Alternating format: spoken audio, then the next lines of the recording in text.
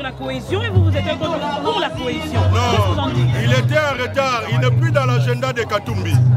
Katumbi a signé un document sur la cohésion nationale.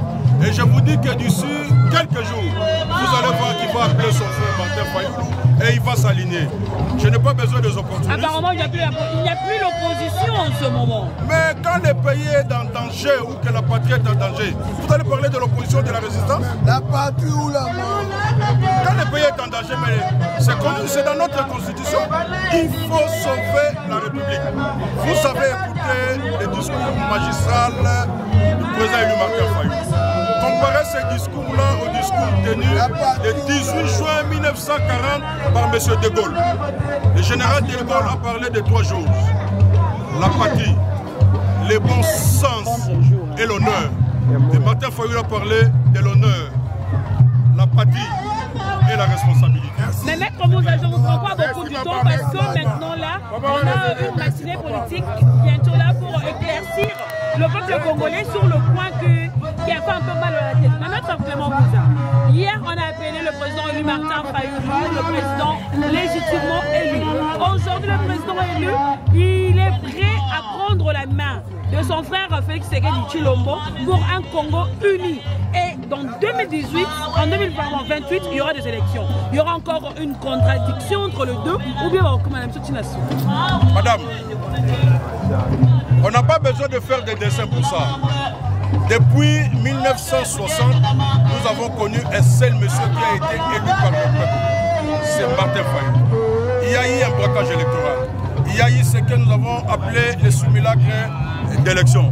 Vous avez entendu que Martin Fayulu s'est rencontré avec M. Félix.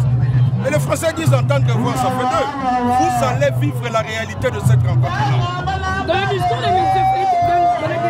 Martin Fayulu, il a demandé à 3 personnes. Il a demandé à M. Félix Tshisekedi, Corneille Nangaa et Joseph Kabila. Un jour aussi, on le verra aussi en train de parler avec les 2 autres. Écoutez, c'est symbolique, madame. Corneille Nangaa fut le président de la CNI. C'est lui l'auteur du braquage électoral. M. Kabila, c'est un ancien président de la République. Monsieur Félix Tshisekedi, c'est son successeur. Mais c'était un triangle dangereux pour la République. Maintenant que nous voulons sauver la République, ça forme un carré. Il faut sauver la République. Nous n'avons pas autre chose que de faire ce que nous sommes en train de faire maintenant. Et aucun Congolais a un intérêt supérieur plus que la République. Et nous sommes dans les solutions pour la République.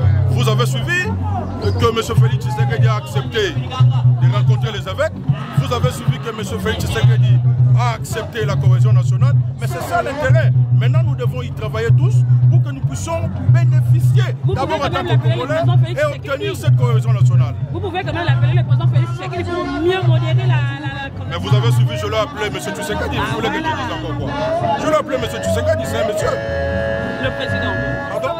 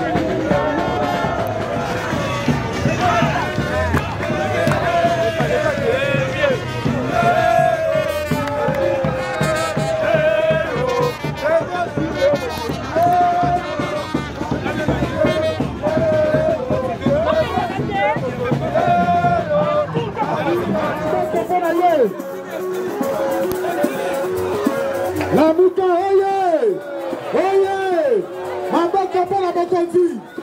Maboko pour la mokonzi.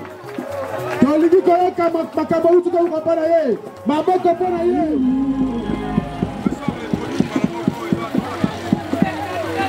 Biso azalaka mwana nzambe zaibo ete. Mokonde batate episekopo bayokelaka ye zaibo ete. Azangi mutu nyonso bisika fandi atelema totika milulu na biso epana kolo. Milulu iye. Toye kotika yango ebandeli pe suka na maboko na yo. Tobanda na yo pe tosilisa na yo. Totiki ekolo na biso. La cohésion nationale. Bomoko, bomoko, bomoko. Pour la cohésion nationale. Bomoko, beta maboko. Amuka oye. Opona mama na bino yewana. Amuka oye. La Mouka ne tombera jamais. Ok, merci. Nationaux, ma coordonnateur, il y a la section. Donc, on fait ce message, on pousse pour que Boyeba, ni Ezole Kanamboka, et ni commandant du peuple, pour Azosa. La ligne, pas jeune.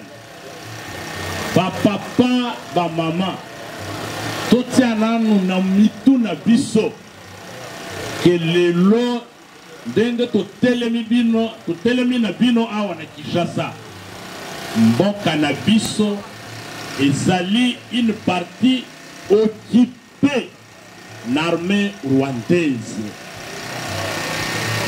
oyo katikati na biso ayebite que province ya Nord Kivu, ya Sud Kivu, ville ya Goma, ville ya Bukavu, eza na contrôle ya armée rwandaise. Soki oyebi yango te, luka nganga nzambe a sambe la pona yo. Est-ce que bona nangai? Yelo kwa liposo wana. Est-ce que biso bana Congo ndenge tozana Kinshasa? Tokondima, totika mboka na biso na maboko ya Barwandais tokondima yango ana bandeko président élu commandant du peuple Martin Fayulu Madidi oyo bino bovotaka massivement na 2018 pour akamba ya mibale pardon ba oyo nyonso bayibaka pouvoir ya peuple ba oyo nyonso basala kinga mabe à partir du moment que banguna bakoteli biso na mboka batu nyonso wana ngana limbisi bango esbona nangai to betala komando maboko makasi na grandeur d'esprit na ye bande pouvoir alimbisi biso alimbisi bino alobi boye comme ngana limbisi bino bino batu boyibaki pouvoir boya sikoyo na mesa to solola bino pe entre bino na bino bokomi kobunda bolimbisa na pe tolimbisa na biso nyonso tozwa ba intérêt na biso totia pembeni tozwa ba ambition na biso totia musika totala Congo na ba Congolais bazo souffrir na pasi toyokana pour que totonga mboka na biso ekende liboso ide wana eza malamu ou bien eza mabe yango wana sikoyo bandeko wana bazoyokana te oyo alobi ndeko aza na pouvoir nde ya bloka elingi masolo olie aya awa tosolola azwi nzela akei na Rwanda a partir ya Rwanda akoti na Goma abandi kosala ba consultation totali tolobi soki général de Gaulle oyo herba allemand bakoti na France bakotoli France akimaka na Angleterre organiser front ya ko libérer France soki ba allemand babotoli France yo pe okimi okei na Allemagne obandi kokende ko organiser ba force oya kobenga na Allemand na France eso kokoka yo yebi bien que ba Rwanda nde ba kote biso na mboka wana ezali occupé ndengene lisusu kokota na Rwanda na territoire occupé o prétendre que okoya ko libérer biso tomoni que wana za komona biso bazoba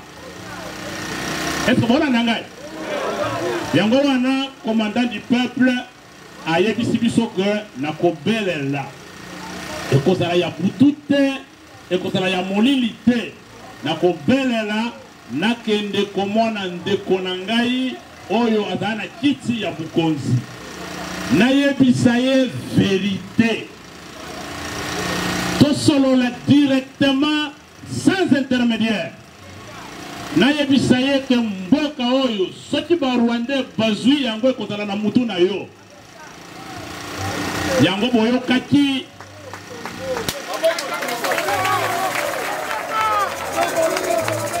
yango bomonaki azwi biso bana ya lamuka tokeyi kokuna contrairement ya banguna ya cohésion nationale tokendaki koluka poste te est-ce que bolanda ngai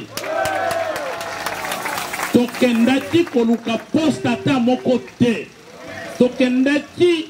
tokendaki kosenga mbongo te faveur te tokei pour que to rassurer ndeko na biso ke kobanga dialogue te benga basango ya senko benga ba pasteur ya église du Christ au Congo ECC yebisa bango na médiation ya Union africaine oyo bapesaki na président togolais bavandisa ba congolaise na ba congolais tout solola aussi longtemps que ozoboya kosolola ozopesa bango na raison que ba continuer na bitumba parce que masolo ezali te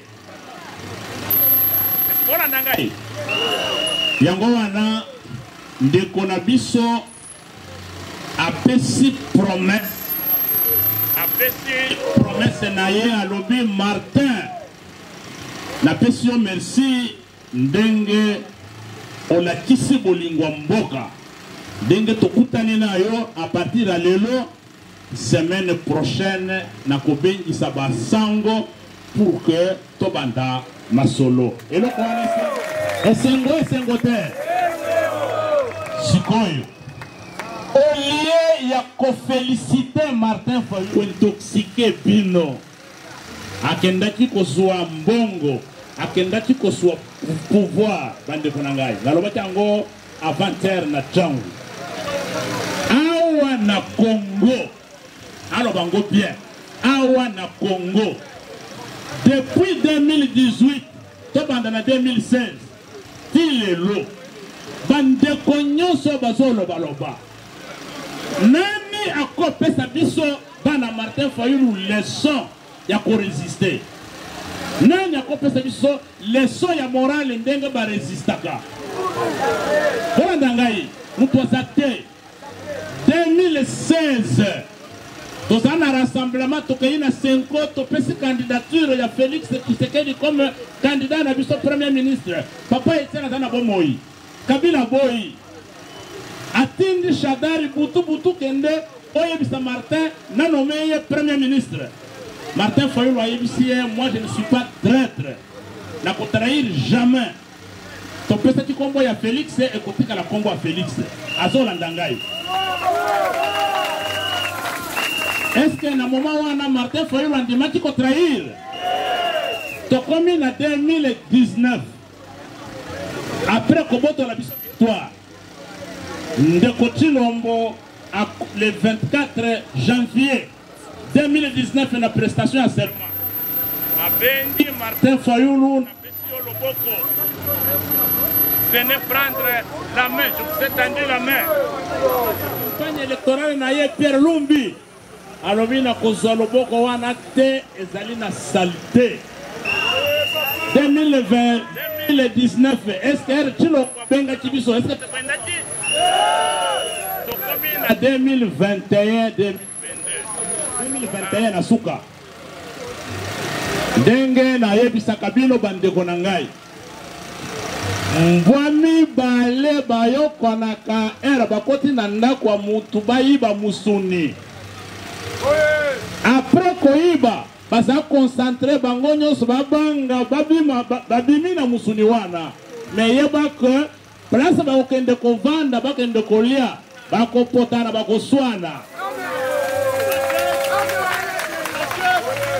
Est-ce que bao bayebaka pouvoir na biso na 2018 ere bakomi na 2020 2021 est-ce que bakontinue lisusu baswani na ntango ya kolia bakabwani basali union sacrée Chilombo asali union sacrée ere asali union sacrée alobi boya tokota na union sacrée est-ce que tokotaki bandeko tozalaki na bango na Lamuka Moïse Katumbi akei yinde akoti na union sacrée Jean-Pierre Bemba azalaki cadre ya Lamuka akei akoti tilelo. Chers amis, tokomi na 2023 nasuki sawana 2023 basali simulacre ya élection ao bakaboli ba machine na banda kwa bato ba fabriquer ba résultat après ba moni que ça ne marche pas batindi professeur Berande c'est la consultation gouvernement ya union nationale. Est-ce que vous voyez biso toboyi bande konangai toboyi na 2016 toboyi na 2019 toboyi na 2021 toboyi na 2023 lelo pouvoir oyo ekomi na oyo tobengaka date d'expiration ekoti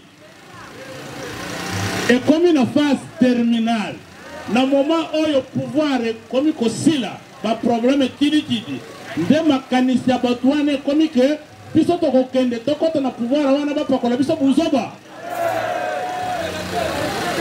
Chers amis, suivez-moi, ça c'est très mal connaître le commandant du peuple.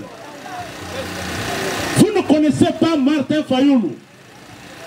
Soki bino bokendaka bozongoka okeyo yibi mbongo zongi okeyo zimbongo zongi biso depuis totelema toza place botika biso toza biso mon côté toza na peuple ya bona ndangai soki tokendaki komona ndeko na biso Chilombo eza koyebisa ye ke mboka ezokwende mboka ezokufa il faut tovanda tosolola atuni biso na mesa tokosolola nini toyebisi ye tozana makambo oyo totangi eza 1 2 3 4 5 tokosolola ye liboso ndenge nini tokorekipere intégrité ya territoire na biso ye mibale ndenge nini tokosilisa kimoyibi oyo ekoti awa 100 millions yiba chaque jour ya misatu ndenge nini tokosilisa violation ya droits humains justice ekomi ya batelefone babengi bakanyiyo babengi batikiyo mama kende na makala etondi na bamiyibi ya soso bamiyibi ya mbongo wa leta baza libanda yamine ndenge nini tosala reforme malamu tosala ba reforme malamu pour maponami ya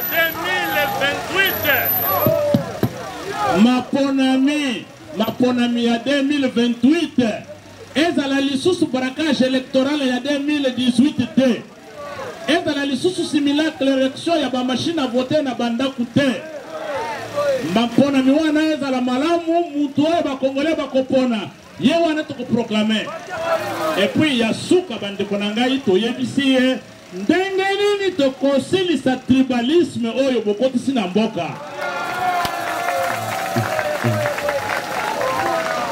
Est-ce que makambo wana na tangi ezama be? Est-ce que ezama be? Bandeko na ngai na yebi ke insécurité za makasi mais oyo eza ebandeli mais za suka te. Toza biso